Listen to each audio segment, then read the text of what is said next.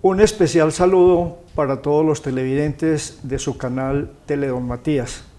Este es un especial de Teledon Matías y esperemos que lo disfruten y que a todos nos deje muchísimas enseñanzas.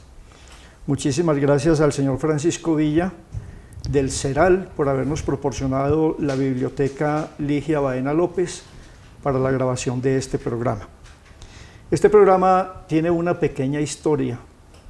Recientemente hubo un foro educativo en Don Matías, foro en el cual quise intervenir. Desafortunadamente, por la cantidad de temas que se tenían y por el tiempo asignado a cada participante, yo retiré mi participación. No obstante, seguí pensando en que estas ideas y las experiencias que hoy van a conocer ustedes deben ser conocidas por todos, pero muy especialmente por los maestros. La primera experiencia que tuve se llama El alumno que me hizo maestro. Pero antes de eso, quiero agradecer a quienes están participando conmigo en esta reunión. Esto es un conversatorio, no lo llamemos foro, ni mesa redonda, ni nada así especial, porque cada uno desde su punto de vista se va a referir a los temas que aquí tratamos. Cada uno se va a presentar, les va a decir quién es y en qué condición está aquí. Empezamos por Franceni. Muy buenos días. Mi nombre es Franceni Bedoya. Soy madre de familia de un estudiante que cursa en el grado de aceleración del aprendizaje en la Escuela Leópolis de Mesa. Muchísimas gracias por la invitación. Seguimos con don Heriberto. Mi nombre es Heriberto, pues como todo el mundo me conoce.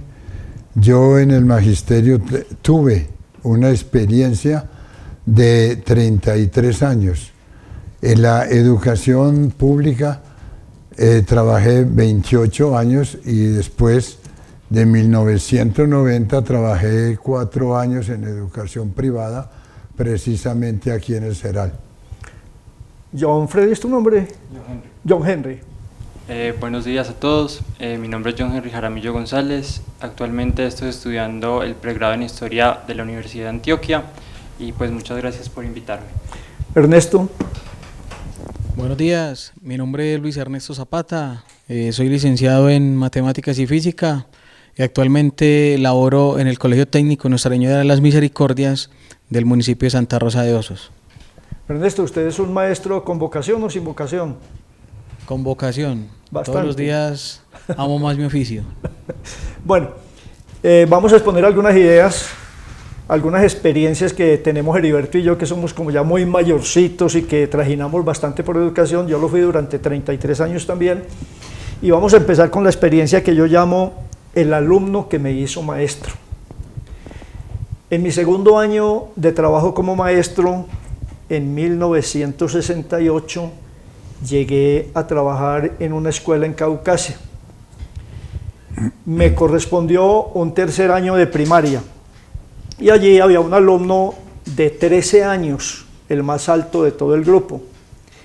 Y ese alumno iba ya a la escuela a dormir, a charlar, a molestar a sus compañeros, no hacía una tarea, no daba una lección. Era un alumno de esos que uno consideraba casi que problema en esa época. También los maestros en esa época nos distinguíamos por el ejercicio de la autoridad. Regañábamos, reprimíamos, castigábamos y muchos a veces hasta pegaban con correa y con regla. En vista de que este muchacho seguía siendo el mismo, siempre, yo lo reprimía, lo regañaba, lo gritaba, lo trataba fuerte y el muchacho seguía siendo igual. Cualquier noche se me prendió la bombillita por allá y dije, yo voy a cambiar con este muchacho y lo voy a tratar de otra manera. Le dije, ¿por qué no te quedas ahora a la salida para que conversemos un ratico? Imagínense la respuesta del muchacho. Yo no tengo nada que hablar con usted. ¿Y cómo me quedaría yo? Siguió todo igual, él con su comportamiento, yo con mi represión. Cualquier día lo vi un poquito contento y dije, voy a intentar hoy. Y le dije nuevamente, ¿por qué no te quedas ahora a la salida para que conversemos? Y me dijo, bueno, enseguida lo espero, pero muy malacaroso el muchacho. Me esperó, llegué a conversar con él, lo saludé un poco simpático, traté de suavizar las cosas. Y luego le dije, bueno, contame qué te pasa. Vos siempre venís aquí o a dormir, o a charlar, o a molestar a los compañeros, no haces una tarea, no das una lección, decime qué te pasa. La respuesta fue la siguiente: profe, aunque usted me tiene bronca, yo lo aprecio a usted. Y lo aprecio porque no me ha echado de la escuela. Pero ¿sabe una cosa, profe?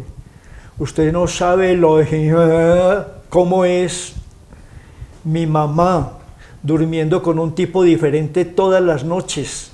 Hacen bulla hasta las 3 o 4 de la mañana para yo venir aquí a las 8 de la mañana. A mí como que se me venían las lágrimas. Esto me puso a temblar y me bajó de ese pedestal en el que yo creía que estábamos los maestros. Empecé a entender que mis alumnos tenían problemas, que los maestros los tratamos común y corriente a todos, que les exigimos por igual, sin tener en cuenta muchas veces esas dificultades que ellos puedan tener. Me bajó de ese pedestal, empecé a tratar a mis alumnos de una manera diferente y desde ese momento empecé a ser maestro.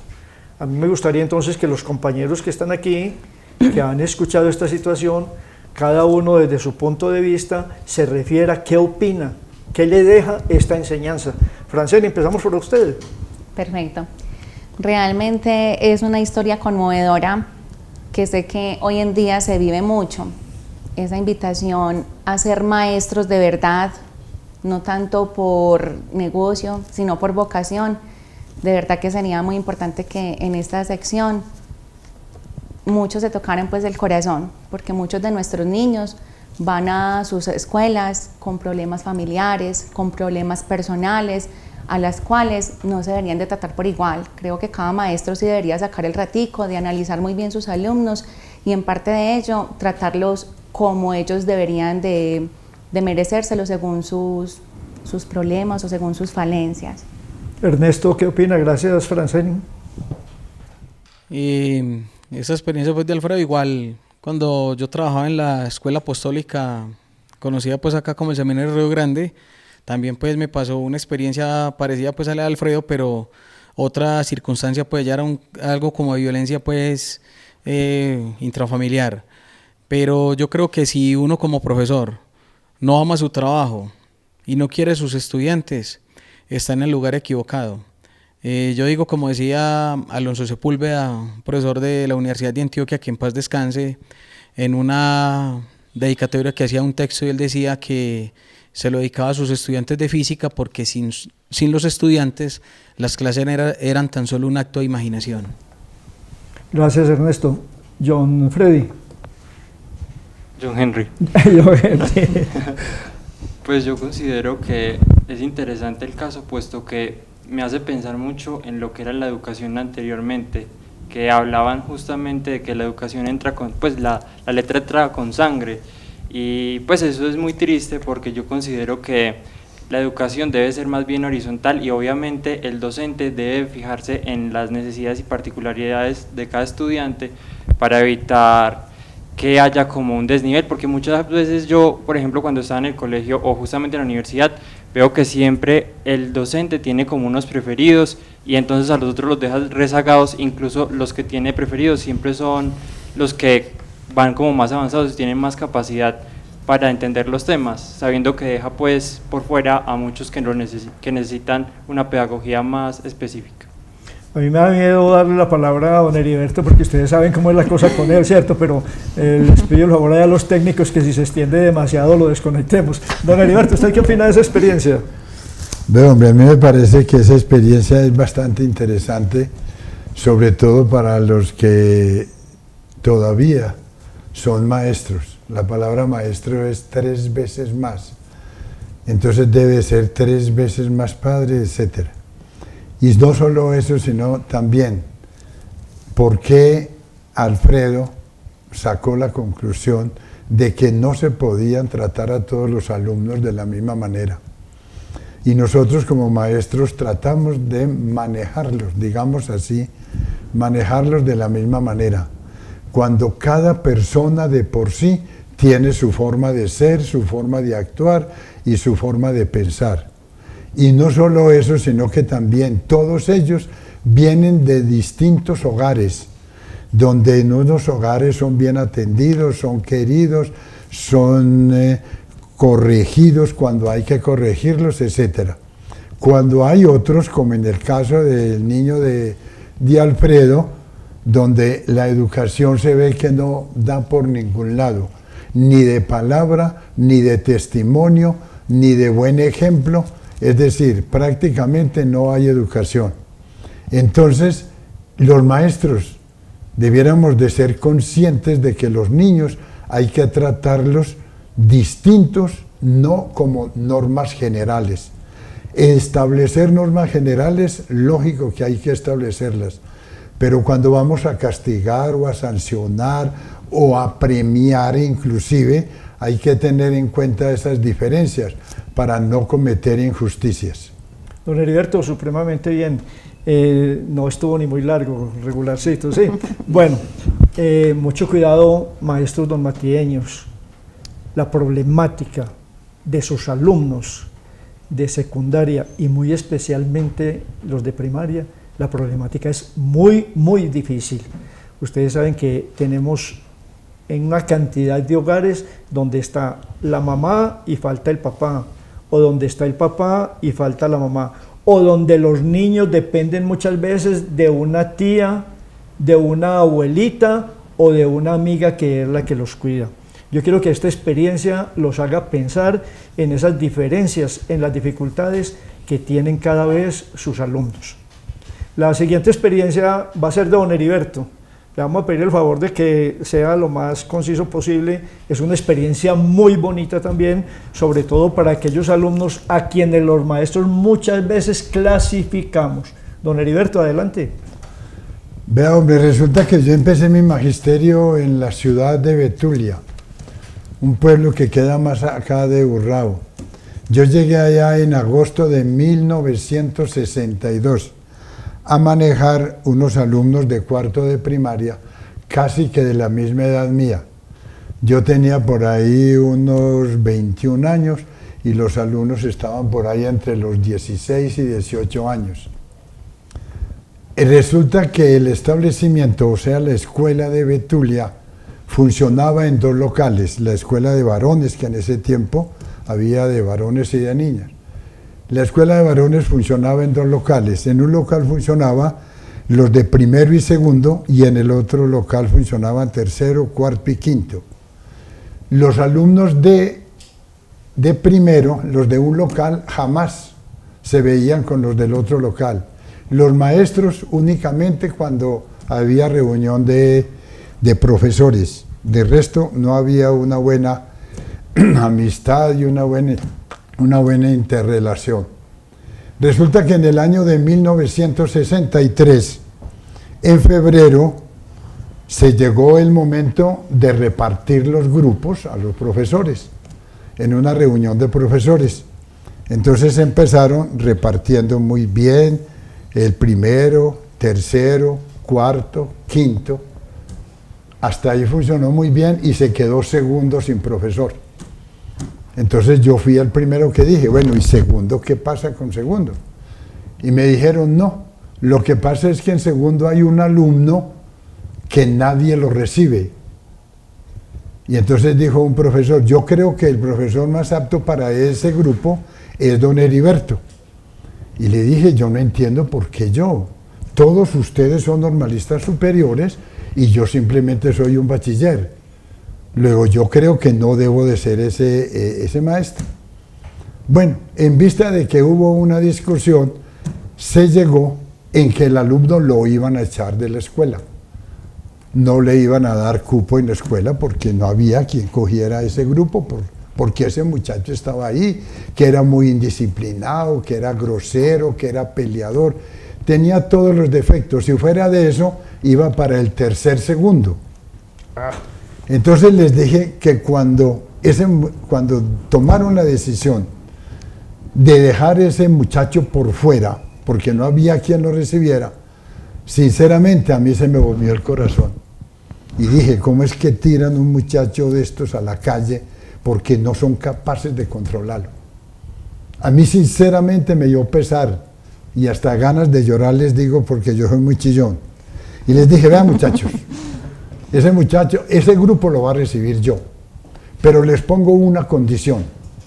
Si en 3 meses yo no he podido controlar a ese muchacho, si ese muchacho en 3 meses no cambia de conducta, yo les entrego el muchacho o les entrego el grupo. Pero les pongo esa condición 3 meses. Bueno, al otro, eso fue un viernes, ya lunes empezábamos clases y yo dije, yo tengo que conocer a este muchacho. Entonces me paré en la puerta de la escuela a preguntar quién era. Entonces logré pillarme un muchacho que iba para segundo, que ya ese año ya habían fusionado toda la escuela en un solo establecimiento porque habían terminado unas aulas que estaban construyendo. Cuando me dijo el muchacho, véalo, ahí viene, es Óscar Jaramillo, ve ahí viene Óscar. Y le dije, bueno, andate. Le dije al muchacho, andate. Entonces cuando el muchacho llegó, yo inmediatamente lo saludé con todo cariño. Óscar, ¿cómo está? Bueno, y todas las normas de un buen recibimiento que le hice al muchacho. Y le pregunté, ¿vos sabes quién va a ser tu director de este año? Y me dijo, no, profe, yo no tengo idea quién va a ser. Y le dije, hermano, voy a ser yo. Y me dijo, qué bueno. Y le pregunté yo, ¿y por qué qué bueno si vos no me conoces? Y me dijo, sí, a mí me han hablado de usted. Y le dije, bueno, hermano, conmigo es muy bueno, pero vamos a entablar las normas del juego. Y me dijo, ¿usted por qué va a repetir tantas veces segundo? Y me dijo, profesor, es que la verdad, a mí no me interesa estudiar, yo no estudio, yo no hago sino recocha. Y me contó pues toda su trayectoria con la sinceridad del caso. Entonces le dije, vea hombre Óscar, vamos a trabajar juntos, pero en estas y en estas condiciones. Yo llegué y lo llamé aparte y le dije, vamos a trabajar en esta forma. Vos te vas a manejar distinto. El día que te manejes mal te voy a pelar. En ese tiempo éramos los estirados, ¿no? Sí, en ese tiempo se usaba el castigo y yo siempre di reglita porque era una forma de corregir. Y le dije, cuando te manejes mal, te castigo. Cada que te manejes mal, te voy a castigar. Y fuera de eso, si es por la mañana, te quedas a las 11. Y si es por la tarde, te quedas a las 4. Empezó ese muchacho, desde ese día me cogió cariño, empezó ese muchacho a manejarse bien. Era el muchacho que más me participaba, era el muchacho que todo me lo contestaba. Y de pronto un día, desde que llegó, empezó pues, llegó en su momento de locura y desespero y a recordar su tiempo y a manejarse mal. A lo último yo le aguanté siempre por ahí cualquier cuarto de hora y le dije a lo último, Óscar, hazme el favor, estás insoportable. Entonces ya que lo llamé y le di unos reglazos, traté de no darle muy duro. Y le dije, a las 11 te quedas. A las 11 se quedó. Y le dije, ¿qué hubo, Óscar? ¿Cómo te pareció el castigo? ¿Vos crees que fue justo o fue injusto? Y me dijo, profe, tiene toda la razón. Ese castigo fue lo más justo que yo he podido recibir. Y le dije, bueno, hermano, yo te llamaba era para pedirte perdón si fue injusto o para felicitarte si vos consideras de que sí lo merecías. Y así sucesivamente. Recuerdo que una vez se puso a pelear en un recreo y ahí mismo ya los muchachos sabían cuál era el comportamiento mío con él. Todos a llamarme. Y ahí mismitico arranqué. Me le paré por allá y de lejos, por ahí como a los 10 metros me le paré y apenas me vio, agachó la cabeza, dejó la pelea y arrancó para donde mí. Y le dije, Óscar, ¿qué te pasó? Ay, don Heriberto, perdóneme. Dije, tranquilo, hermano, no hay más que hablar, perdonado estás y que no se repita. Bueno, las cosas se quedaron así. Se llegó el mes de mayo, me llegó un traslado. Yo ya tenía a ese muchacho el mejor disciplina en el salón.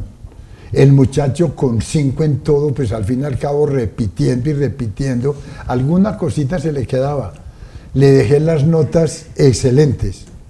Cuando ya él supo que yo me iba a venir, entonces me llamó y me dijo, Heriberto, lléveme, yo me voy con usted. ¿Cómo le parece? ¿Ah? Y entonces yo ya era casado, tenía una hija, la hija mayor, y le dije, hermano, no, yo no te llevo. Yo me encargo, mira, yo estoy levantando familia, yo ya prácticamente me queda difícil. Profe, lléveme que yo me manejo con usted, yo hago lo que usted me diga, esté seguro que le obedezco en todo. Y le dije, muchacho, no, Oscar, no, yo no te llevo. Bueno, el muchacho a lo último se pilló, yo qué día me iba a venir.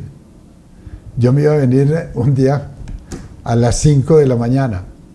Hermano, cuando ya estábamos acabando de cargar el carro, se me aparece este muchacho y me dice, Heriberto, me voy a ir con usted. Y le dije, Oscar, yo no te puedo llevar. Considera, vea, yo tengo el permiso de mi mamá, tengo el permiso de los de la casa, vea, aquí tengo mi maleta empacada, aquí la tengo, me puedo ir ya. Y le dije, Oscar, no te puedo llevar. Hagamos una cosa.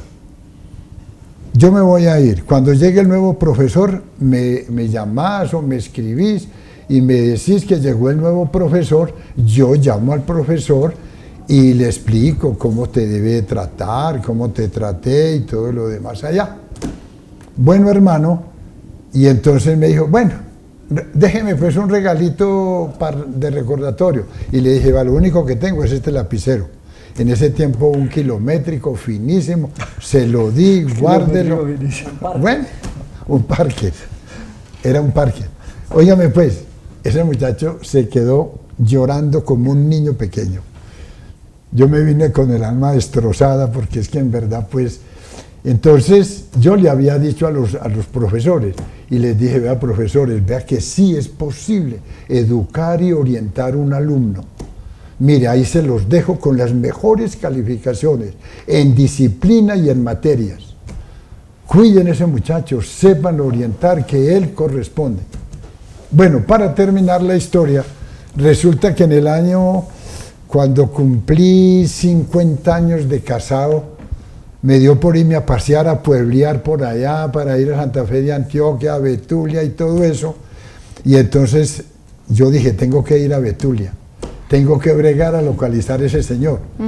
Pues ya llevábamos 50 años de casados y yo llegué allá al primer año de casado. Bueno, y yo me llevé, él debe estar más o menos por ahí de sus 60 o 65 años, ya debe ser un viejo. Llegamos allá una tarde lloviendo y dijo, yo no me puedo ir de aquí hasta que yo no sepa la historia de Oscar. Entonces me fui y vi un señor por allá parado en la puerta de un negocio y me dice, este tipo es más o menos de la edad de Oscar, él debe de conocerlo. Me fui para donde él y le dije, oiga señor, ¿usted conoce por casualidad a Oscar Jaramillo? A don Oscar Jaramillo. Y me dijo, el que llaman brocha gorda. Y le dije, yo no sé cómo lo llamará. Yo sé que él se llama Oscar Jaramillo. Y le dije, vea, ese señor todos los martes va allí a comer aquí al restaurante con la familia. Él debe estar que llega o puede que esté ahí. Arranqué para allá y pregunté, oigan, ¿ustedes conocen aquí a don Oscar Jaramillo? Y me dijo, sí, acabó de salir, vale, está entrando a aquella cantina. Arranqué y ahí en la puerta lo pillé y lo cogí por delante, pero no le hablé, sino que para que me volteara. Y entonces apenas me volteó, le dije, don Oscar, ¿usted me conoce? ¿Usted se acuerda de mí? Y él se quedó viéndome un rato y me miraba detalladamente y me dijo, ¿usted no es un profesor Gil? Y le dije, sí señor, yo soy un profesor Gil. ¿Usted por qué se acuerda de mí? Y le dije, porque por usted yo soy lo que soy. Usted fue el tipo que me orientó, usted fue el tipo que me ayudó, usted fue el tipo que me sacó de segundo, de primaria y me enseñó a ser responsable y a trabajar. En este momento soy casado, tengo 3 hijos, ve, acabaron de salir, yo siempre salgo con ellos los martes a comer. En este momento soy un tipo que llevo mi hogar, lo llevo muy bien y todo lo demás allá. ¿Y sabe qué? Todavía tengo el lapicero que... María, Heriberto. Todavía tengo. Bueno. Se tomaron siquiera una cervecita juntos, Heriberto. Claro, ahí nos quedamos y charlamos un rato. Sí, bueno, aquí confianzudamente nos podemos tratar de vos como queramos, esto es para la gente, ¿sí? Claro que Yo sí. llego a una conclusión, Heriberto, la actitud de nuestros alumnos depende muchas veces de cómo nosotros los tratemos. Y lo otro es que nadie sabe las vueltas que da la vida cuando volvemos a encontrarlos bien organizados. Claro. Si alguno de ustedes tiene algo que decir al respecto. Pues realmente me siento maravillada de escuchar una historia como estas y realmente envidia de la buena, envidia de que en esta época hubiesen maestros así como don Heriberto. Eso es lo que esperamos, que muchos maestros sean así, que sepan cómo se tratan los muchachos. Ernesto. Pues yo a mi corta vivencia como docente, pues también he experimentado esa sensación de agradables historias de muchachos que fueron alumnos de uno, con el tiempo lo buscan o le escriben a uno por lo menos para darle el agradecimiento por lo que uno en su momento hizo por ellos. Definitivamente yo creo que el profesor se hizo para cambiar vidas, no para simplemente ir a impartir un discurso barato y cobrar su salario como tristemente acontece en muchas realidades de la educación. ¿Cómo es que dice usted, maestro, qué? Maestro sin vocación, terrible equivocación. Véase Alfredo Molina. John, ¿qué opinas de este caso? Pues a mí me parece muy particular y muy agradable. Pues el hecho de que un maestro inspire ese cambio en un estudiante es sumamente pues maravilloso. El punto que yo quería mencionar era que, por ejemplo, a mí también me sucedió algo similar, pero fue con una profesora que se llama Claudia Grajales y pues ella nos puso a leer el Príncipe de Maquiavelo y desde eso yo me enamoré de la historia y terminé estudiando historia. Entonces uno aprende muchísimo de los maestros, ¿verdad? Claro, es bueno, esperamos que nuestros amigos maestros nos escuchen de verdad estas historias y que de algo les sirvan. Voy con la segunda historia mía. La segunda historia mía tiene su sede en la institución llamada Rayuela, aquí en Don Matías. Cuando se estaban celebrando los 200 años de vida municipal, me invitó una profesora a que le dictara unas charlitas a los alumnos de tercero de primaria. Ella estaba convencida de que yo sabía mucho de Don Matías y que por favor le hiciera ese trabajito con los estudiantes. Yo lo hice con todo el corazón. Existe en Don Matías un plegable en el que aparecen personas que son muy importantes en el pueblo. Allá está el padre Jaramillo, está don Roberto Baena, está Luis López de Mesa, está Heriberto Gil, está Marta Restrepo, bueno, son los que más recuerdo. Yo empecé a explicarles a los niños quiénes eran esos personajes y qué hacían o habían hecho por Don Matías, cada uno. Y dejé para lo último al doctor Luis López de Mesa. Les expliqué quién era el doctor Luis López de Mesa, los libros que escribió, los cargos que desempeñó como ministro de Educación, como ministro de Relaciones Exteriores. Se los alabé mucho, pero al final les dije, pero yo al doctor López de Mesa como don matieño no lo quiero. Inmediatamente vino el brinco de los niños y no me dice, ¿pero por qué? ¿Por qué? Y le dije, porque ese señor, con todos esos cargos que tuvo, como es de importante y no hizo nada por don Matías. Bueno, se quedó la cosa así. Este aspecto, esta parte de mi intervención la llamo ¿dónde cae la semilla que nosotros sembramos? A la semana siguiente llegué a la clase, cuando me dice la profe, ay Alfredo, si usted viera lo que pasó aquí esta semana. Le dije, ¿qué pasó? Me dijo, ¿cómo le parece que organicé los alumnos a trabajar por equipos? Y les dije que a cada equipo le pusieran el nombre de un don matieño de esos importantes. Llega un niño y dice, pongamos a nuestro equipo Luis López de Mesa, y se le van los otros encima. ¿Cómo se te ocurre que lo vamos a poner Luis López de Mesa si un señor que no hizo nada por don Matías? Y tuvieron que cambiarle de nombre al equipo. Fíjense compañeros maestros, dónde y cómo puede caer la semilla que nosotros sembramos. De verdad que es muy importante fijarnos en lo que decimos, cómo lo decimos y cómo nuestros estudiantes quedan recordando todo lo que nosotros dejamos en ellos.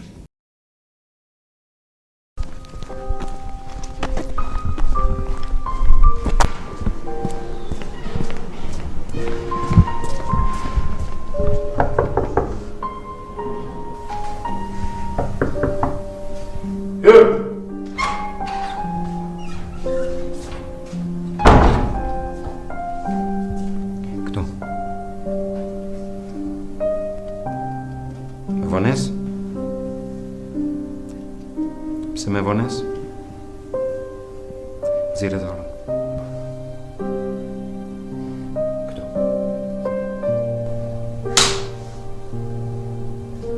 Scotland. Ele mos e përcërit më, qetësi.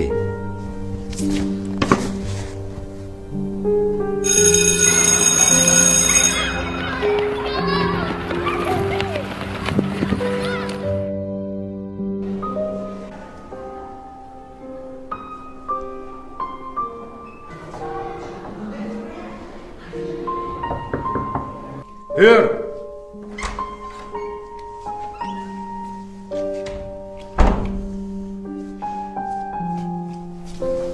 Prap me vones.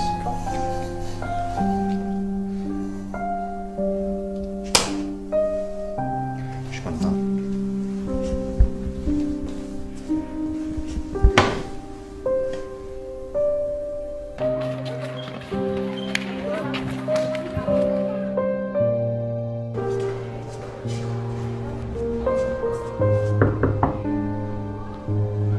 Hör!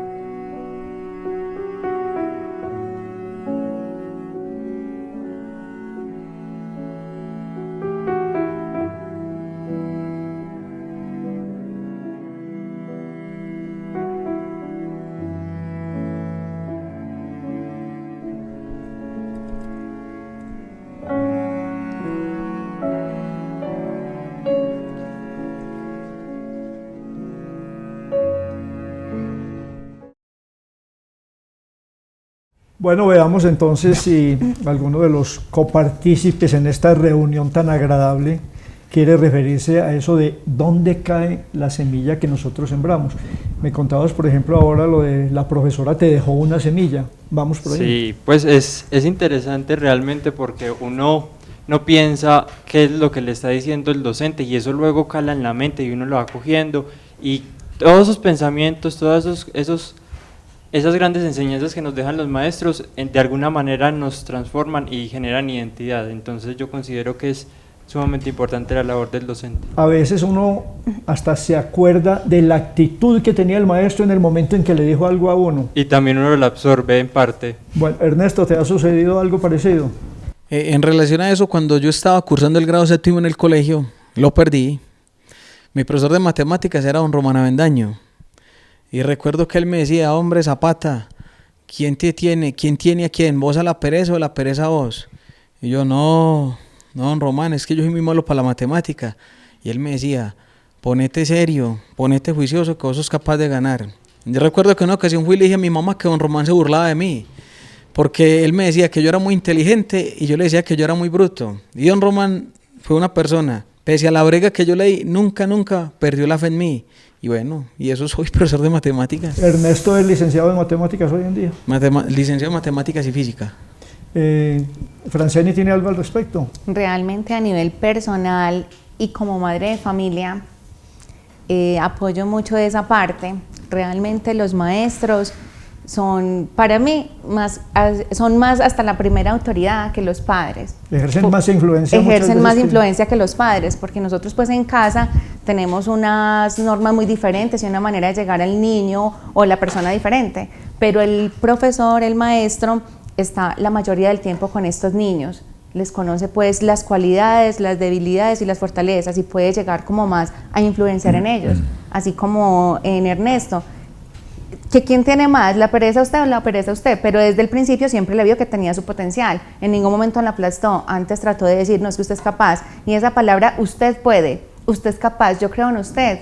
Nadie en este momento, creo que tenemos el verdadero significado de esa palabra, lo que influenciamos realmente en los demás. Eso es lo que deberían de hacer con los niños de hoy en día, ya que con nosotros tuvimos la oportunidad de hacerlo, pero que realmente se enfoquen mucho en eso. Muy bien, Francis, muchas gracias. Yo creo que Heriberto también dejó una semilla sembrada en ese muchacho. Bien interesante. Una semilla que le vayan a hacer. ¿Algo más sobre ese caso? Sobre la semilla, no sobre el caso del muchacho, sobre la semilla que sembramos. No, sobre eso sí no lo duden nunca, hermano.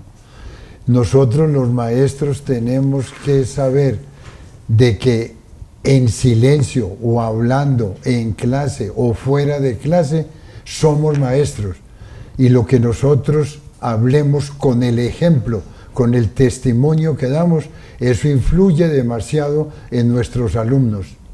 Fuera de eso, a mí ahora que tengo la oportunidad de hablar mucho con mis alumnos de hace tiempos, alumnos de filosofía, de comportamiento y salud, no falta quien le diga, yo recuerdo mucho las palabras que me decía usted, tal palabra sobre tal cosa y sobre todo esto, esas palabras que usted nos dijo me han llenado y me han llevado muchas veces a reflexionar y a corregir errores que iba a cometer, pero me acuerdo de lo que usted dijo y paro y empiezo por otro lado. Muy bien, Heriberto. Yo tengo que contar también que todo el ejemplo, todo lo que me dijo y todos los estímulos que yo recibí de Eduardo Lopera Pérez fueron los que me hicieron ser maestro. Don Heriberto me promete que esta experiencia que va a contar enseguida lo va a hacer muy corto para que nos quede tiempo de las otras que tenemos. Don Heriberto tiene la palabra. Bueno, veamos, se trata que también, no le tenga que cortar. Se trata también de un caso que tuve en Betulia. Resulta que ese primer año que llegué, yo, pues como ustedes saben, el maestro dicta todas las materias. Y una vez en clase de matemática, yo veía que cada que yo iba a escribir en el tablero y volteaba rápido para atrás, unos muchachos guardaban inmediatamente algo aquí debajo de la mesa. Entonces yo los pillé una vez y volví ligero y empecé a escribir ya muchas veces por pillar. Cuando de pronto, sí señor, ahí mismo, por 3 veces. A la tercera vez ya no quise yo escribir, sino que saqué un alumno que hiciera cualquier ejercicio. Yo ya estaba por mirar a ver cómo me pillaban los muchachos. Entonces ya sacaba y yo me iba para atrás y miraba a los muchachos. Y bueno, cuando ya al rato de que ellos malizaban, volví otra vez a escribir y volteé y volví los pillé. Entonces dije yo, no me aguanto esta. Me fui para atrás, saqué a un muchacho a escribir y me fui para atrás. Y les dije, muchachos, muéstrenme ustedes qué tienen ahí. Y dije, no, profesor, no tenemos nada. A ver, pues yo miro qué tienen ahí. Bueno, y tenían un cerro de láminas de pura pornografía. Óyame, pues, eran por ahí por lo menos 30 o 40.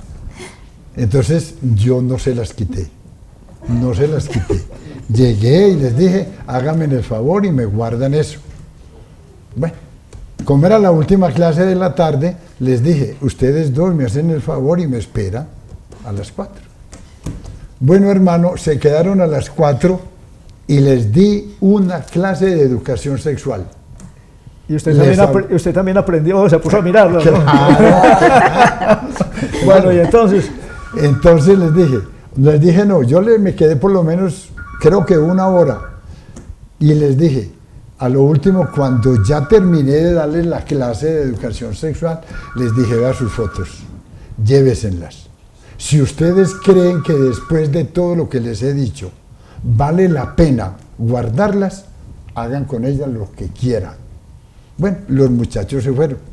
Al otro día por la mañana, antes de las 8 de que tocaran la campana, me llegaron con una bolsita grandecita. Bastante. Oigan, llena de láminas de pura pornografía. Y les dije, muchachos, ¿y ustedes por qué me trajeron esto? Yo no les dije a ustedes que me trajeran esto. No, don Heriberto, se las trajimos a usted para que las queme o las bote o haga lo que quiera. Y le dije, no señor, caminen, vamos los 3 y las quemamos. Y a mí me fui con ellos y les metimos candela y les dije, muchachos, los felicito, espero que esto les sirva para el resto de su vida, punto. Imagínense otro profesor que llegue a reprimir, a castigar y a rasgárselas ahí mismo delante de los demás compañeros. ¿Qué pasa, cierto? ¿Qué comentarios tenemos al respecto? A ver, Franceni. Nuevamente admirada de esto. Demasiadamente. Mi niño tiene 11 años y está en esa etapa en la que yo corrijo, sí, yo me doy cuenta, yo estoy de acuerdo con todos ustedes y por eso estoy acá. He pasado por algunos temas de educación y anhelaría inmensamente que esa fuera la manera de educar realmente. Realmente sos maestro, realmente don Alfredo, Ernesto, son maestros y esa es la manera que deberíamos de aprender, el no tanto reprender ni regañar ni mejor dicho meter el pelado en la cabeza, sino explicarle el por qué. Venga, esto no por esto, venga, esto no porque esto no se debe, esto te va a traer consecuencias más adelante. Yo creo que es eso, la vocación. Si hay vocación, hay amor por lo que se hace. Y si se hacen las cosas con amor, creo que vamos a tener un futuro mejor para estos niños que realmente, aparte de que está difícil la situación, aparte de que cada día tiende a empeorar, si estas partes de autoridad, tanto en familia como en educación, que es el tema de hoy, no están en el punto bueno, creo que esto va a ser un problema detonante a largo plazo. Ernesto, usted si hubiera llevado las láminas para usted todas. Yo me las hubiese agallado todas. No, sino que esas son conductas de uno como joven, como niño, tal vez que se llevan a la escuela y son la consecuencia tal vez de lo que en casa nuestros padres en su momento no nos quisieron responder porque también nos formaron con cierta represión, con cierto recelo a muchas cosas. Y como dice mi mamá, lo que uno no encuentra en la casa, en la calle lo busca. Exactamente. John.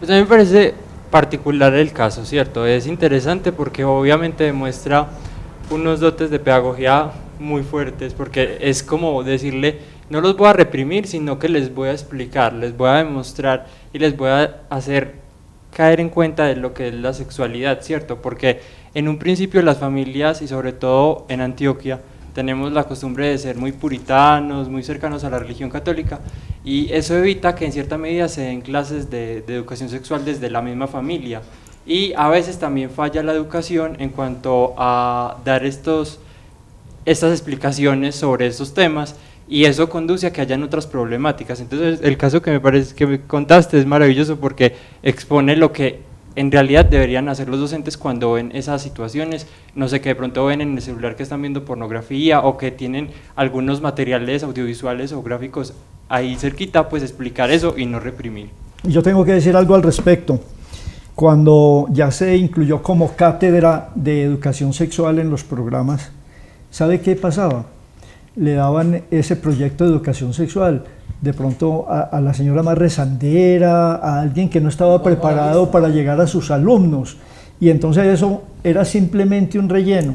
Desafortunadamente las clases de educación sexual en algunas partes tuvieron algo muy grave, y era que después de que las dictábamos salían a practicar. Entonces nosotros tenemos una responsabilidad supremamente grande en ese aspecto, y yo creo que en Don Matías más que en muchas partes. En Don Matías hoy estamos viviendo unas circunstancias muy difíciles. Bueno, la otra, me toque sacrificar algunas, ahorita veremos cómo vamos con el tiempo, es si tenemos que educar para la vida o para la universidad. Esta es muy corta, esta experiencia. A ver si nos queda tiempo de hablar un poquito de la educación virtual. Ya veremos, yo voy a contar esta muy rápidamente. Bajaba yo por una calle de Castilla cuando una niña que se había retirado del grupo noveno me dice: Alfredo, qué bueno que te encuentro, ayúdame a llenar esta hoja de vida que es que yo no soy capaz. Era una hoja de vida de esas que ya vienen preelaboradas, la hoja de vida 1003 de forma Minerva, que no se me olvida nunca, donde uno anota todos los datos. Le ayudé a llenarla. En esa época yo tenía a cargo mío en español 4 grupos décimo. A la semana siguiente todos mis estudiantes tuvieron que llevar esa hoja de vida. Les dije: me hacen el favor y la llenan como si el gerente estuviera ahí poniéndole cuidado, usted no tiene a quién preguntarle nada. Bueno, lógico que había errores. Las recogí, me las llevé, señalé, las corregí, se las devolví al día siguiente y les dije: vamos ahora sí a corregir entre todos. Se corrigió la hoja de vida. Ustedes no saben la alegría que yo tuve al comenzar el año siguiente, cuando muchos alumnos me dijeron: Alfredo, gracias por habernos ayudado, por habernos enseñado a llenar una hoja de vida, porque gracias a ella pudimos conseguir trabajo durante las vacaciones. Y hubo varios que dijeron: es que la hoja de vida mía fue la mejor llenada y por eso me vincularon. Entonces yo me pregunto muchas veces, ¿qué es lo que nosotros les damos a los estudiantes? ¿Simplemente lo que nos dan en los programas o también nos identificamos con ellos? Yo les cuento, en 33 años yo nunca cumplí con ningún programa en educación, porque yo pensaba primero en la persona, yo pensaba en qué le podía dar a la persona. Y hay algo más: el que te dice que va para la universidad, a ese le puedes exigir más y a ese le puedes enseñar más, pero hay mucha gente que se nos queda en el camino y que hay que prepararla para que sepa defenderse en la vida. Si tienen algún comentario al respecto, compañeros. Don Heriberto, que no sea muy largo. Pues hombre, yo digo... ¿hay que preparar para la vida o para la universidad? Yo prácticamente preparé toda mi vida para la vida, porque yo digo una cosa: la ciencia se encuentra en los libros. La ciencia la encuentra usted en los libros y usted puede estudiar historia, filosofía, lo que quiera, pero la preparación para la vida, yo creo que el profesor es responsable de eso. Y hay profesores que son felices llenando canecas de ciencia, y se le olvida que ese muchacho tiene que enfrentársele a la vida, y que en la vida esas cositas, no voy a ofender a nadie y por favor no me lo vayan a tomar a mal. La mayoría de los padres de familia no están capacitados para preparar a los niños para la vida, y hoy mucho menos, cuando no solamente no están capacitados pedagógicamente, sino que no están preparados culturalmente, moralmente, éticamente. Entonces de manera que la responsabilidad hoy día... Yo podría aquí dar unas charlas sobre eso. No, seguro que se me queda aquí todo el tiempo.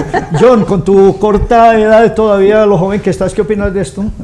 Pues yo pensaría que sí, el maestro tiene que cumplir una función práctica de enseñar prácticamente los temas que sean necesarios para afrontar la vida, porque a veces sí nos llenan como de mucho conocimiento que es muy interesante, pero que a la larga, cuando uno ya va a salir al mundo real y sale pues de la institución, porque obviamente cuando uno está en la institución está aprendiendo y está haciendo como una esponjita que está absorbiendo todo. Sin embargo, hay cosas que uno no retiene y hay cosas que son necesariamente útiles para poder salir a hablar en el mundo, pues es tener como capacidad de hablar, de expresarse y de entender las realidades sociales y psicológicas de la vida para poder afrontar la realidad. Ernesto, ¿usted enseña para la vida o para la universidad?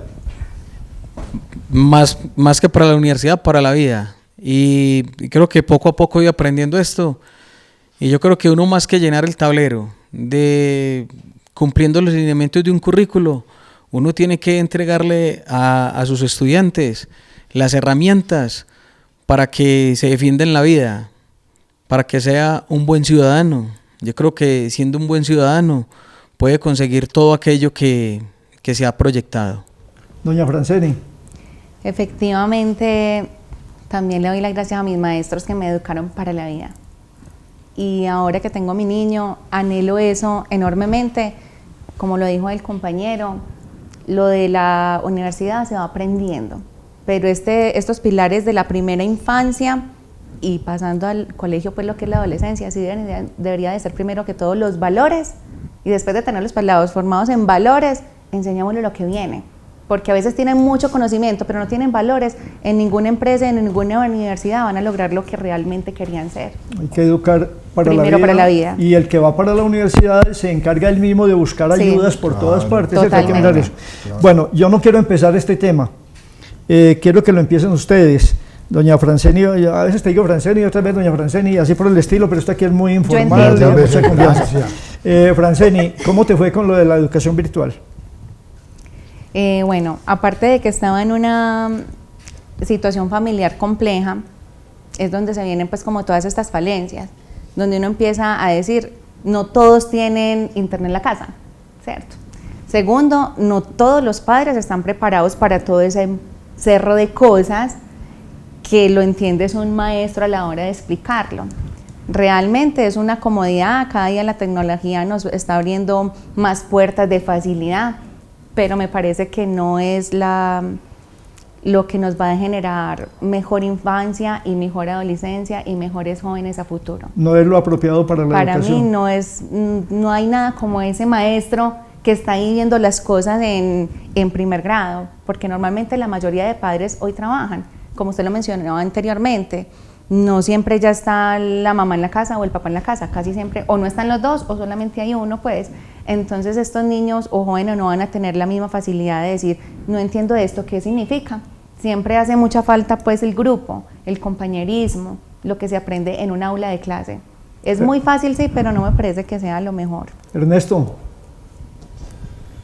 Yo era uno que le pagaba escondido a peso la virtualidad, y con esta pandemia pues tocó asumirla porque era pues la oportunidad que en el momento había de elaborar. Y no voy a decir que es lo último en Guaracha, claro, es la oportunidad también para que muchas personas que no tienen acceso a una educación presencial porque tienen que trabajar, porque no tienen cierta facilidad económica, cierta facilidad de desplazarse, ellos pues se van como acoplando a eso, pero no hay nada como que tengas el profesor al frente tuyo y que uno al menos pueda ver el gesto que hace o la cara que hacen los compañeros cuando uno pregunta una tontería o cuando uno dice el disparate. Pero la tecnología poco a poco como que se está encargando de marginar las clases magistrales y es lo que pretenden estos gobiernos por ahorrarse miles de presupuestos y de gastos para con la educación. John, ¿qué tenemos al respecto? Pues a mí me pareció muy particular trabajar la cuestión de la clase virtual en la casa, ¿cierto? Porque por ejemplo yo vivo con mis hermanos y pues era un reto grande para mí porque yo tenía que ayudarles y si ellos no entendían algo, explicarles la guía, coger la guía, explicarle todo y también asumir el rol de estudiante universitario. Entonces uno lo que trataba de hacer más o menos era integrar las dos cosas y casi al tiempo. Entonces uno estaba en clase y obviamente se pierde mucho la concentración. Porque llega, por ejemplo, mi hermana Mariana y me dice, ay, Henry, explícame esto. Y entonces yo le digo, Mari, mire, pues usted responde acá y organiza acá y listo. Y entonces luego vuelvo a la clase y ella que estaba diciendo, pues la profesora que estaba diciendo, entonces uno se queda como, pues se complica un poco la cuestión. Pero quizás lo único que sí resalto de la educación virtual es que a pesar de que tiene como ese componente de deshumanización, porque uno ya no tiene como el vínculo con el docente, con los compañeros, no es lo mismo uno estar en la casa frente al computador mientras que uno estaba antes con los docentes y con los compañeros hablando, riendo o compartiendo cosas y sintiendo al otro en físico, porque es que lo virtual es como, no sé, ver una película. Entonces yo a veces me ponía a pensar, si entro a la clase o si mejor veo un video en YouTube. Pues es que a veces hasta se complicaban en explicar o no entendían bien el uso de las tecnologías los profesores de la universidad. Y bueno, uno se pregunta también cómo es que se están organizando para poder dar bien las clases. Entonces son situaciones que obviamente, y también en internet, por ejemplo, eso se caía constantemente, entonces uno estaba en mitad de la clase y ya veía que la profesora se salió de la clase porque se le había caído el internet, o a uno le pasaba, y pues eso es como desmerita un poco la cuestión. Don Eri, ¿tiene algo al respecto? Me alargo mucho. Pasa. Ah, bueno. Yo voy entonces con la parte mía. A mí no me tocó educar por internet. Estuve muy pendiente de lo que pasó ahora. Y me preocupa muchísimo por varias razones. La primera, por la deshumanización, porque va a ser una deshumanización enorme lo que vamos a tener si continuamos educando virtualmente. ¿Qué aspecto me agradó? Que de pronto muchos padres de familia que le tenían miedo a un computador, que le tenían miedo a un celular y que de pronto no se habían atrevido a mirar unos documentos que les proporcionaron allá, hicieron algo y se untaron un poquito. Pero escúchenme bien, los gobiernos están defendiendo al máximo la educación virtual. Y en Don Matías hay gente que admira la educación virtual. De pronto es más fácil yo dictar una clase por computador que poder corregir a mi alumno, que poder llamarle la atención a este y que poder hacer con ellos el quehacer, lo que hay para la clase. Todo eso me parece que hay cosas importantes, pero hay cosas muy reprochables. ¿Qué está pasando? Los gobiernos se han dado cuenta con esta pandemia de que es más fácil y le sale menos costoso regalarle un computador y llevar internet hasta el lugar más apartado de su país que pagar maestros. Vamos para allá. Los muy mayorcitos nos acordamos de lo que era Radio Sutatensa, cuando la mayoría de los campesinos estudiaban en un radio con una pila grande que les vendían, no recuerdo cada cuánto tiempo, y después les hacían unos exámenes y listo. No había quien corrigiera, no había absolutamente ninguna relación de humanidad. Después nos tocó algunas clases por televisión. ¿Qué pasó con ellas? Usted tenía que adecuar su horario. A tal hora tienen que pasarla a la clase de televisión porque hay una clase referente a fraccionarios, referente a cualquiera de las materias. Y de esa clase y de todas las que nos den virtualmente, no quedan sino conocimientos. No nos queda nada de formación humana. Vamos para una deshumanización total. Yo sé que hay maestros que defienden la educación virtual, que las secretarías de educación tienen personas encargadas de defender la educación virtual, que ya se robaron 70.000 millones para que fueran unas compañías que fueran a poner televisión y llevar internet hasta el lugar más apartado del país, porque están preparando el terreno para llegar a ese punto. Es probable que tengamos maestros para primero, segundo, tercero y de pronto hasta cuarto para enseñar a leer, escribir, en fin. Pero de ahí para adelante, gracias a Dios a mí no me va a tocar. Vamos a tener una deshumanización enorme por causa de la educación virtual. Ahora no se habla sino de pandemia y educación virtual. Que la pandemia nos llevó a esto, la pandemia nos llevó a esto y la educación virtual nos sirvió para desbararnos. Están muy bien, que hay cosas técnicas, que hay muchas novedades y que tenemos que emplearlas, pero tenemos que mirar si lo nuevo sirve y si nos está haciendo humanos o nos está haciendo más inhumanos. Gástese unos segunditos, don Heriberto, usted en eso, bien pueda. Opine sobre la educación virtual. Yo tengo aquí ese aparato.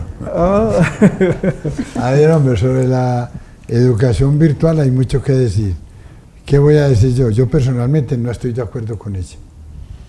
Porque eso deshumaniza, eso no educa, eso instruye. Y instruir y educar son dos cosas totalmente distintas. En segundo lugar, ¿cuántos? Claro que eso ya depende de cada persona. ¿Cuántos alumnos pagan para que les hagan una tarea, para que les contesten un cuestionario, para tal y tal cosa? O sea, que eso va a depender mucho del alumno. Si en realidad quiere aprender o no quiere aprender. No es lo mismo que en la escuela o en el colegio o en la universidad, donde el maestro puede animar, puede corregir, puede dar valores y puede hacer una cantidad de cosas. Amén. Muchas gracias, don Heriberto, y estuvo bastante breve. Hay un tema que quiero que tratemos muy rápidamente, porque ya nos faltan como 5 o 10 minuticos, y es el tema de la enseñanza del español. En mi época, y digo, recuerden lo que dije ahora, lo moderno, lo actual, tenemos que mirar si es bueno o no es bueno. En mi época, y con mayor razón en la de don Heriberto, teníamos un horario en el que figuraba la clase de gramática, la clase de lectura, la clase de redacción, la clase de ortografía, la clase de lectura, y se trabajaba era en eso. Después aparecieron que había que integrar todo. Entonces yo enseñé una cosa de ciencias naturales y entonces había que hacer redaccioncitas, había que hablar sobre eso, había que leer sobre eso, y creyeron que con eso se solucionaba todo. Los profesores nos pegamos de esos programas, y muchas veces ni del programa, sino de un libro que dicen que viene de acuerdo con los programas del Ministerio de Educación. ¿Qué estamos teniendo? Estamos teniendo gente que no sabe leer, gente que no sabe escribir, gente que no sabe redactar. Yo tengo una experiencia muy grande, porque me tocó en el último semestre de mi licenciatura en español corregirle la redacción y la ortografía de los trabajos a estudiantes que iban a ser maestros de español. Cuando terminé comunicación social, periodismo, lo mismo, y conseguí centavitos corrigiéndole los trabajos a quienes iban a ser periodistas.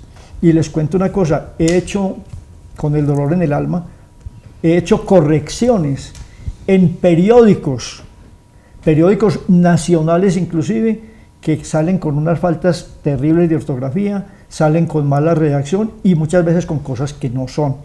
Y después la peor, cuando me gradué de abogado, compañeros que no sabían hacer una tesis. Aquí en una página dice una cosa y los que siguen la otra no tenía relación con nada. También conseguí buenos centavitos enseñándoles cómo había que hacer las cosas. Entonces tenemos que poner mucho cuidado, porque nuestros alumnos llegan a presentarse a la universidad, no saben ni leer, no tienen conocimiento de cómo van a redactar una cosa y muchas veces no saben ortografía, no saben absolutamente nada de eso. Yo creo que lo mejor que nos hable John sobre esto ahora que está nuevo y en su estudio universitario.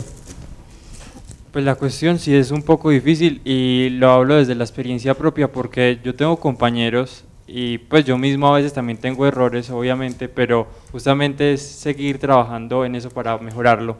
Y la cuestión es que uno ve que hay unos lineamientos y unas formas en la cual uno puede manejar el lenguaje, sobre todo el español, que es muy drástico en las formas gramaticales. Y por ejemplo, eso sucede mucho con los compañeros que estamos elaborando pues la monografía de grado, y cometen unos errores que uno pregunta ¿cómo hizo para lograr trascender y pasar tantos cursos sin haber entendido una gramática básica? Entonces es preocupante, pues a mí me parece realmente meritorio un cambio en la forma en que los docentes de español están enseñando el lenguaje español, y sobre todo las formas y los modismos y las estructuras gramaticales que son tan simples, pero que a veces incluso a muchos se les dificulta en escribir. Y muchas veces nos ponen simplemente a leer libros, que es lo más fácil, y después trabajamos algo sobre lo que leímos. Sobre esto Ernesto tiene muchas experiencias, y a Ernesto le gustaría que el profesor de matemáticas, que el profesor de religión y de todos los demás les corrijan los errores que les presentan en los trabajos. Ernesto, hablemos de eso. Es verdad, una breve experiencia pues que me pasó en el Centro Educativo Rayuela, cuando los puse a responder unas preguntas sobre los cuerpos geométricos. Una niña se equivocó, se tragó unas tildes y escribió unas palabras con letras pues que no correspondían. Entonces yo le rebajé la nota por la mala ortografía y me dice: profesor, usted no tiene por qué rebajarme la ortografía, es que usted no es el profesor de español. Y yo le dije: qué pena con usted, mamacita, pero es deber de todos los profesores corregir la ortografía, no es solamente el profesor de español, porque en todas las áreas debemos escribir, aprender a redactar. Entonces yo creo que es una tarea en la que todos nos debemos comprometer, no es solamente el profesor de español, ni el de sociales, ni el de religión, en todas las áreas se debe corregir la ortografía. Don Heriberto, ¿qué opina sobre eso? No opina nada, se va a quedar callado. No, ¿o qué? me va a quedar callado. Ah, pero ¿por qué, Franceni? Pues bueno, realmente los que sabemos un poquitico de ortografía, nos molestan mucho los errores ortográficos, ¿cierto? Yo tuve un paso por la administración municipal, administré el punto Vía Digital y realmente ahí me di cuenta la falencia que había en este tema, donde traté de fomentarlo en valores, en gramática, en ortografía y en lectura, que para mí son los pilares fundamentales. Igual lo hago pues con mi pequeño. No sé cómo es que no se echa de ver en estos cuadernos, como dice Ernesto, o sea, de cualquier materia, un error ortográfico como los que los niños llevan a la casa. Realmente anhelaría que los maestros de cualquier rama que sea realmente vuelvan a retomar esto. Me parece pues que un futuro profesor, un futuro doctor con una ortografía como la que ya vienen pasando a quinto o hasta sexto, no creo que sea lo mejor. Igual, el profesor de español siempre fue el que nos enseñó la lectura y no puede ser como escondidito ese temita de que los que nos gusta la lectura y los que mejor leíamos somos los que mejor nos expresamos en muchos temas. Yo no hago culpable del todo a los profesores de español y literatura, pero sí tienen que pensar un poquito en lo que está sucediendo y después cuando se llega a la universidad con unos vacíos enormes, cuando no se sabe llevar una redacción bien hecha, una hilación entre lo que va en una página y la otra, eso es terrible. Y les cuento más. Si ustedes vieran las cosas que yo he encontrado en memoriales de muchos abogados, ha sido terrible, terrible, terrible. Por favor, amigos profesores, amigos maestros, no es cuestión de leer libros principalmente. Y si tenemos dudas, nosotros mismos consultemos y procuremos al máximo darle a los alumnos muchas herramientas que van a necesitar, porque en todas las asignaturas y en todas las carreras les va a tocar presentar trabajos escritos que si no se hacen bien hechos pueden llevarlos en un momento determinado a perder una posibilidad de graduarse. Le preguntamos a producción más o menos a ver cuánto tiempo nos queda para ver si tenemos, nos queda muy poquito. Una evaluación muy rápida de esta charla, Franceni. Realmente qué bueno haber pasado por acá, mi admiración a todos ustedes, especialmente pues a los docentes en la carrera que están y espero que este temita llegue a muchos interesados para que realmente se puedan trabajar en estas falencias que echamos de ver acá. Y muchas gracias por esa hermosa invitación. Ernesto, una evaluación breve de estas cosas aquí. Pues de eso que queda, esperemos que, como lo dijo ahorita yo, y que este espacio o que estas reflexiones lleguen a donde tengan que llegar y que realmente nosotros como profesores que tenemos el deber de entregarle a este mundo buenos ciudadanos, pues continuamente estemos repensando nuestra manera de enseñar.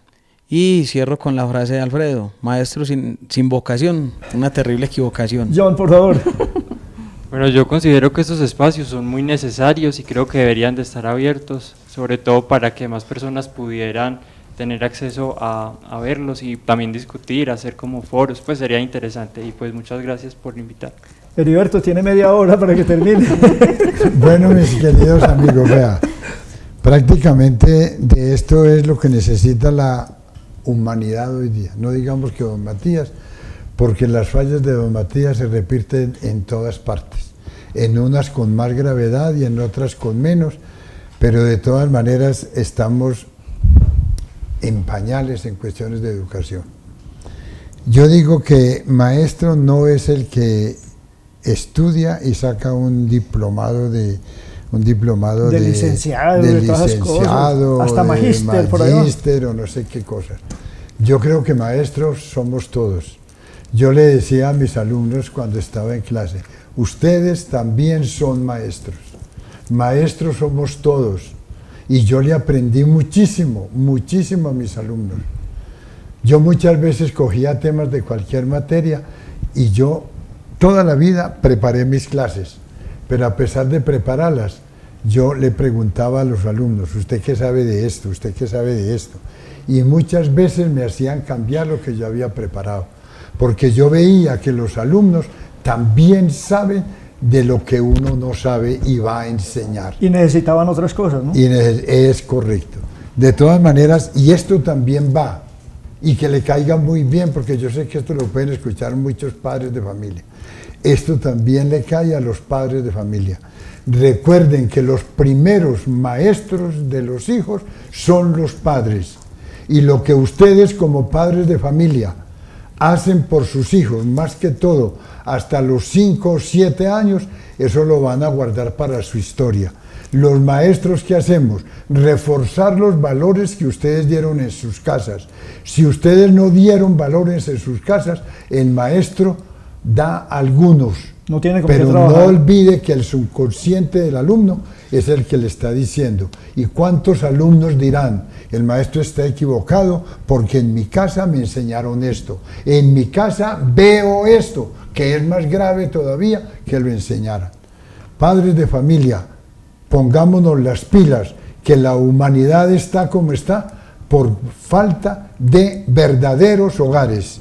Ese detalle de que yo no soy casado, sino que soy rejuntado, por decir como se habla, pero usted tiene hijos, Dios te va a pedir cuentas de esos hijos que tienes, y tú eres responsable de esos hijos, sean tenidos en un matrimonio por lo católico, yo también lo llamo matrimonio, en un matrimonio natural.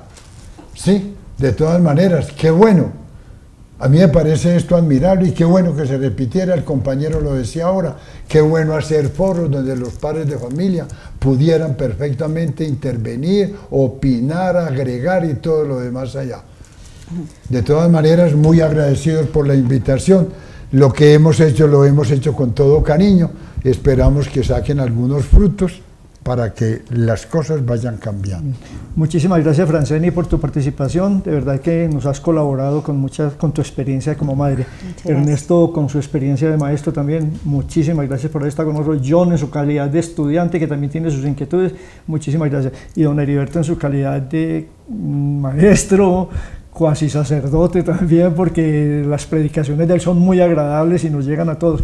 Amigos televidentes, y sobre todo una gratitud muy especial para Teledon Matías, que tuvo a bien grabar este especial y que esperamos que lo repitan y que esperamos sobre todo que llegue a padres de familia, pero más que ellos, que llegue hasta los maestros. Muchas gracias.